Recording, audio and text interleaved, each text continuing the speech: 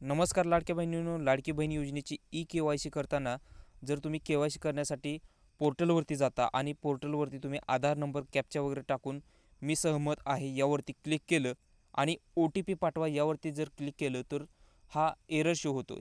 आता हा एरर काय आहे तर तुमचा जो आधार क्रमांक आहे तो आधार क्रमांक मुख्यमंत्री माझी लाडकी बहीण योजनेच्या यादीत नाही आहे. तर अशा प्रकारचा जो एरर येतोय ह्याचा अर्थ काय, तर ह्याचा अर्थ फक्त एकच आहे की वेबसाईटला सध्या बग आहे. म्हणजेच एकदम असा भरपूर लोड आहे.